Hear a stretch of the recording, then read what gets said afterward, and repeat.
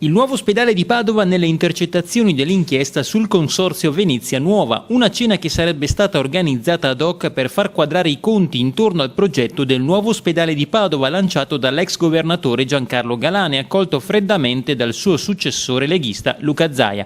E quanto emerge da uno stralcio delle intercettazioni della Guardia di Finanza nell'ambito dell'inchiesta sul consorzio Venezia Nuova, che ha già fatto finire ai domiciliari, fra gli altri, l'ex presidente Giovanni Mazzacurati per turbativa d'asta nell'ambito del progetto Mosè. E proprio Mazzacurati, insieme a un consigliere, avrebbe invitato a cena il 7 giugno 2011 al ristorante di lusso Le Calendre di Rubano l'allora sindaco di Padova Flavio Zanonato, il rettore dell'Università Giuseppe Zaccaria e l'ex segretario regionale della Sanità Giancarlo Ruscitti. Una volta i compagni andavano alle feste dell'Unità o nelle bettole, poi hanno fatto carriera, commenta il presidente dei senatori della Lega Nord Massimo Bitonci, che ha presentato un'interrogazione parlamentare per i ministri Alfano, Cancellieri e per lo stesso Zanonato.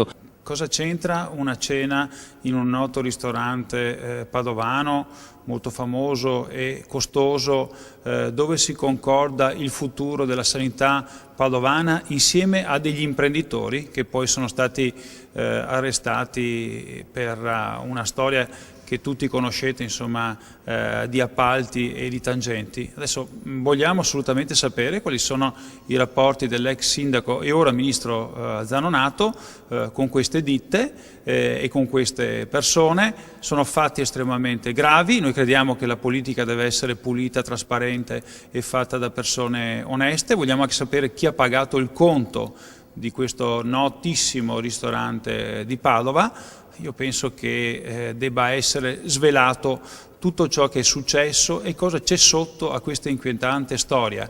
Io penso che le riunioni vadano fatte nelle sedi apposite, vadano fatte in regione insieme con il governatore Zaia, invece sono fatte fuori da questa sede competente e vengono fatti nei ristoranti dove si decide il futuro anche di scelte importanti, politiche che riguardano tutti quanti i cittadini.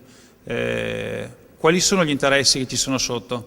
Questo lo chiediamo al Ministro dell'Interno, ma non solo, e vogliamo delle risposte soprattutto dal Ministro Zanonato, che già qualche anno fa era stato sfiorato da un'importante inchiesta relativa ad appalti e mazzette, dove è stato poi anche accertato che lui ha portato alcune di queste borse.